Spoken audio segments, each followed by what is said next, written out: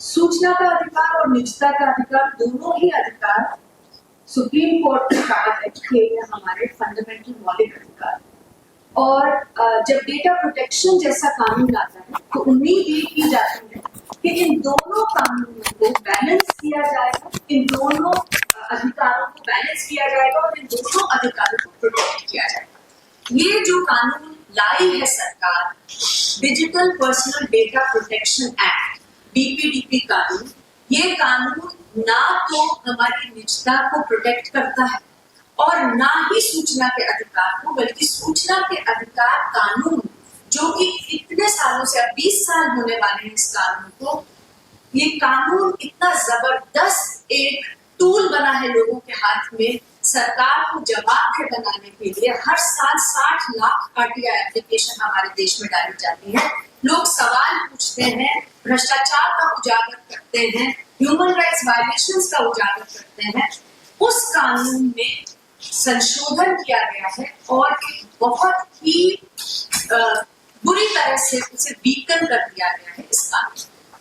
तो हम ये जो पूरी प्रेस कॉन्फ्रेंस है और ये कैंपेन है, इसके जरिए से आवाज यही उठा रहे हैं कि सूचना के अधिकार कानून में संशोधन हम नहीं चाहते कि किसी भी प्रकार का हो। और इसमें 2-3 चीजें हैं। पहली चीज तो मैं ये रखना चाहूंगी कि सूचना के अधिकार कानून में क्या संशोधन हुआ है। सूचना के अधिकार कानून जब 2005 में आया, उसमें ऑलरेडी राइट टू इंफॉर्मेशन और राइट टू प्रिवेसी को बैलेंस किया गया था थ्रू सेक्शन 81J। सूचना के अधिकार कानून में धारा 8 है जिसमें एग्जेम्पशंस हैं। ऐसा नहीं है कि कुछ भी सूचना चाहे तो ली जा सकती है। कुछ ऐसी सूचनाएं हैं जो हम RTI एक्ट के तहत नहीं ले सकते। और उसमें 81J जो है वो ये कहता था कि आप ऐसी निजी सूचना, व्यक्तिगत सूचना नहीं ले सकते जिसका किसी भी पब्लिक एक्टिविटी या इंटरेस्ट से लेना देना नहीं है, और या फिर वो unwarranted invasion of privacy cause करता है। तो ऑलरेडी कानून में लिखा था कि ऐसी कोई सूचना नहीं मांगी जा सकती which causes an unwarranted invasion of privacy or has nothing to do with public activity or interest। हमारा ये मानना है कि जब डेटा प्रोटेक्शन कानून आया, कोई जरूरत नहीं थी सूचना के अधिकार कानून के साथ टिंकर करने की, लेकिन सरकार ने ये प्रोविजन जो है 81J उसे अमेंड कर दिया और ये कह दिया कि अब से आप कोई भी पर्सनल इंफॉर्मेशन, कोई भी व्यक्तिगत सूचना नहीं ले सकते। अब इसका क्या मतलब हुआ? आप देख रहे हैं कि किस तरह से हर चुनाव में हम ये देख रहे हैं कि लोग कह रहे हैं कि गलत लोगों के नाम ऐड हो रहे हैं और गलत लोगों के नाम डिलीट किए जा रहे हैं। जो लोग वहां रहते हैं उनके नाम डिलीट हो रहे हैं, जो नहीं रहते उनके नाम ऐड किए जा रहे हैं। अब कैसे मालूम पड़ेगा कि सही नाम है कि गलत नाम है, जब तक कि वोटर लिस्टें पब्लिक में नहीं होंगी, सर्चेबल नहीं होंगी। अब जब डेटा प्रोटेक्शन कानून आता है और सरकार कहती है कि पर्सनल इंफॉर्मेशन नहीं ली जा सकती सूचना के अधिकार कानून में और पर्सनल इंफॉर्मेशन नहीं देंगे लोगों को, तो ऐसी तमाम सूचनाएं जैसे इलेक्टोरल रोल्स हैं जिसमें लोगों का नाम, पता, उनकी फोटोग्राफ सब लगी होती है, तो ये तो फिर इसके ऊपर बड़ा सवाल हो जाएगा कि उतार दिए जाएंगे ये सारे वोटर। इसको इलेक्टोरल फ्रॉड कैसे रोकेंगे? पब्लिक मॉनिटरिंग के लिए राशन में, पेंशन में, स्कॉलरशिप्स में जब भ्रष्टाचार होता है तो लोग कैसे सशक्त होते हैं इस भ्रष्टाचार से लड़ने के लिए? जब वो सूचना के अधिकार में एप्लीकेशन डालते हैं, सूचनाएं निकालते हैं और सामने आता है कि किसको मिली है, किसको कौन ऐसे लोग थे जो कि पात्र नहीं थे उसको लेने के, या फिर कहा जा रहा है उन्हें कि आपको मिल रही है और उसको मिल नहीं रही थी। पूरा जो ऑडिट का, पीपल्स ऑडिट का जो पूरा सिस्टम था वो उसी चीज पे टिका है कि लोग सूचना के अधिकार में ये ग्रैन्युलर इंफॉर्मेशन दे पा रहे हैं। अब जब ये संशोधन कर दिया गया है डेटा प्रोटेक्शन एक्ट के जरिए से, ये सारी सूचनाएं हमें मिलने में बहुत ज्यादा दिक्कत होगी, मिलेंगी ही नहीं ऐसी सारी सूचनाएं। मतलब सरकार ने एक तरीके से अपनी जवाबदेही का, अपने भ्रष्टाचार को रोकने का जरिया बंद कर दिया है। एनपीएस, नॉन परफॉर्मिंग एसेट्स है बैंक्स के। लोग जानना चाहते हैं कि ये कौन पूंजीपति है जिनको अरबों रुपए देके वो फरार हो जाते हैं, उनके लोन माफ कर दिए जाते हैं। अब कहा जाएगा ये तो व्यक्तिगत सूचना है, किसी का नाम व्यक्तिगत सूचना है, हम नहीं बताएंगे।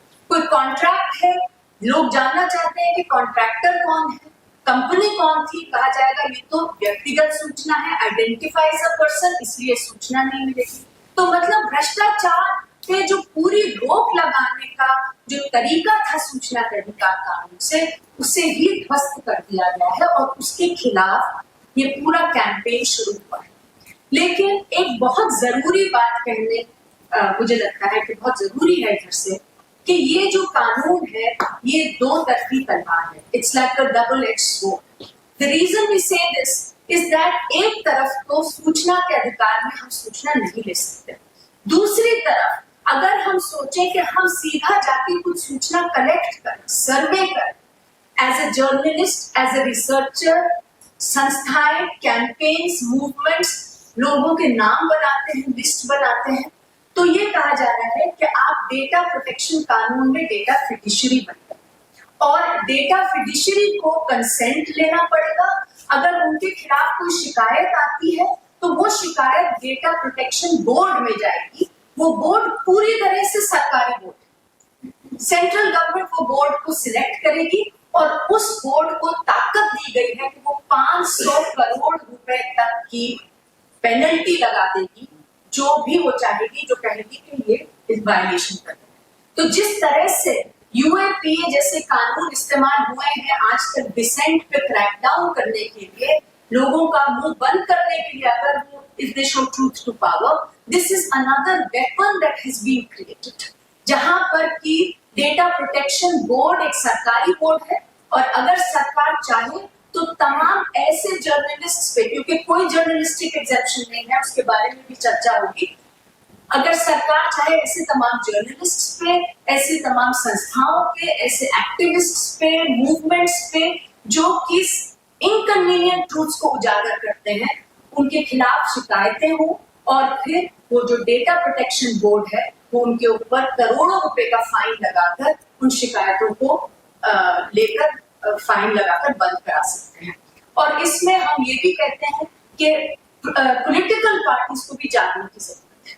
जो अपोजिशन पार्टीज हैं वो ये समझे कि ये सिर्फ लोगों की ही प्रॉब्लम नहीं है, पॉलिटिकल पार्टीज की भी प्रॉब्लम है। सोशल मीडिया सेल जो है पॉलिटिकल पार्टीज के, वो जो है सारे डेटा फिडिशरी बन जाएंगे और सरकार ने कहा है कि हम तय करेंगे कौन डेटा फिडिशरी है और कौन नहीं।